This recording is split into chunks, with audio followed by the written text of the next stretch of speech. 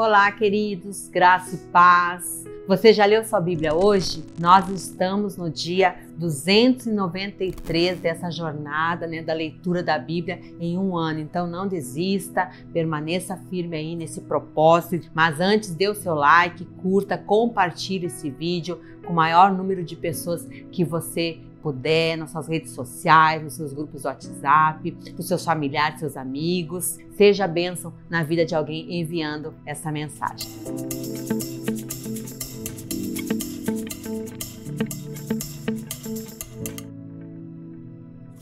Nós vamos iniciar pelo Salmo 110. Este salmo foi escrito por Davi e ele aponta para a promessa messiânica. Está falando de Jesus Cristo, o Messias. No versículo 1 diz assim: Disse o Senhor ao meu Senhor, assenta-te à minha direita. Aqui Davi começa apresentando Jesus como Senhor e como um rei vitorioso, poderoso, que está sentado à direita de Deus, à destra de Deus. Esse rei tem todo o poder, domínio e autoridade. E no versículo 4, ele apresenta Jesus como o sacerdote eterno, aquele que tem o sacerdócio eterno. Vamos agora para Isaías capítulo 7. Aqui a mensagem para o rei Acaz. No versículo 2 diz assim: Deu-se aviso à casa de Davi, a Síria está aliada com Efraim. Então ficou agitado o coração de Acaz e o coração do seu povo, como se agitavam as árvores do bosque com o vento. Aqui Acaz recebe uma notícia. O rei Acaz estava sendo ameaçado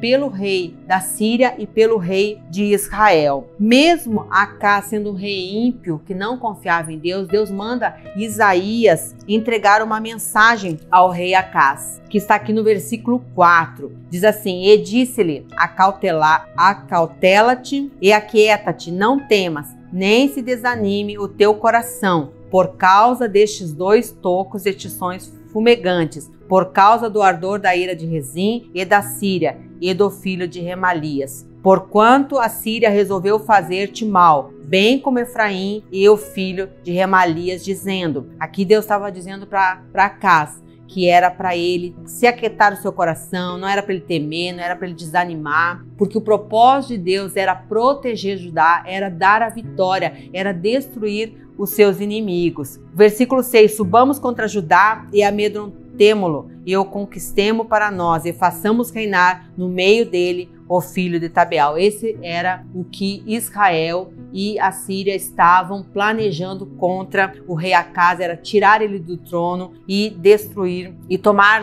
posse. Não. Era tirar o rei Acaz do trono e conquistar Judá. Mas olha o que Deus diz no versículo 7. Assim diz o Senhor Deus: isto não subsistirá, nem tampouco acontecerá. Aqui Deus está dando uma promessa para Acaz e para todo o povo, que eles só precisavam confiar que Deus iria destruir aqueles que estavam se levantando contra eles. E Deus está dizendo aqui que tudo que eles estavam armando não iria acontecer. Aqui no versículo 8, nós vemos a invasão dos assírios contra a Síria e contra Israel, que era o povo que Deus prometeu para Acaz que iria julgar. E também nós vemos aqui nesse capítulo o julgamento contra Judá, porque quando o rei Acaz recebeu aquela palavra de Deus, o rei Acaz, ele não confiou, ele não creu naquilo que Deus havia falado. E lá em 2 Reis 16, você pode ler depois, 2 Reis 16, ele pede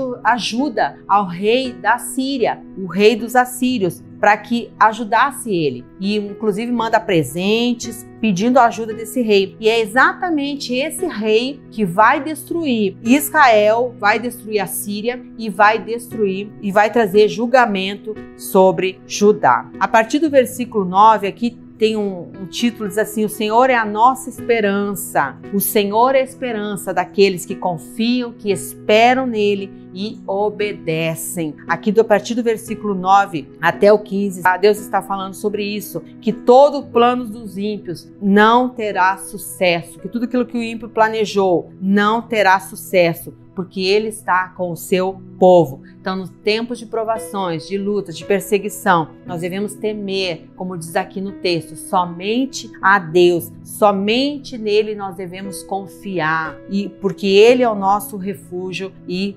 proteção. Vamos agora para Apocalipse capítulo 20. Esse capítulo inicia do versículo 1 ao 3 com a prisão de Satanás, e onde ele é preso por 1000 anos para que ele não mais enganasse as nações. A partir do versículo 4, João vê a igreja, os santos e todos aqueles que vieram da grande tribulação. Diz assim: vi também tronos e nestes sentaram-se aqueles aos quais foi dada a autoridade de julgar, a igreja, os santos. Vi ainda as almas dos decapitados por causa do testemunho de Jesus, bem como por causa da palavra de Deus, tanto quantos não adoraram a besta, nem tampouco a sua imagem, e não receberam a marca na fronte e na mão, e viveram e reinaram com Cristo durante 1000 anos. João vê aqueles que vieram da grande tribulação, que foram decapitados, porque não negaram a sua fé, porque mesmo assim, mesmo passando pela grande tribulação, eles continuavam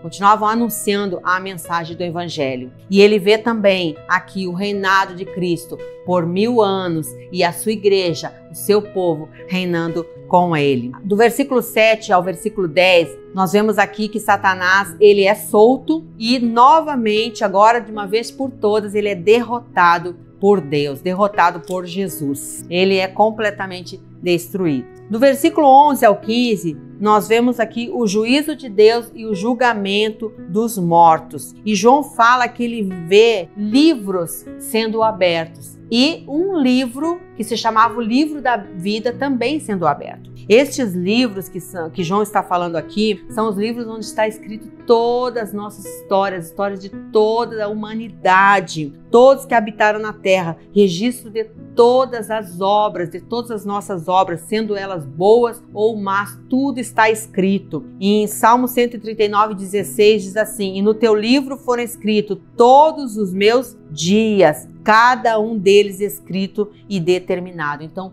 tudo sobre as nossas vidas, sobre toda a humanidade está escrito nestes livros. E ele vê aqui que todos vão ser julgados pelas obras escritas nesses livros, sejam elas boas ou más, serão julgados ou para receber galardão ou para destruição. Mas ele fala de um livro específico que se chama o livro da vida. Esse livro é onde está escrito somente o nome daqueles que são salvos, daqueles que entregaram a sua vida a Jesus, aqueles que creem que Jesus morreu entre os mortos, que ele ressuscitou, não por obras para que o homem não se glorie, mas pela graça, como está escrito em Efésios 5:8, pela obra redentora de Jesus Cristo. Que no versículo 15 diz assim: e se alguém não foi achado inscrito no livro da vida, esse foi lançado para dentro do lago de fogo. Então, todos aqueles que já confessaram o Senhor Jesus como Senhor e Salvador das suas vidas, esses têm o seu nome escrito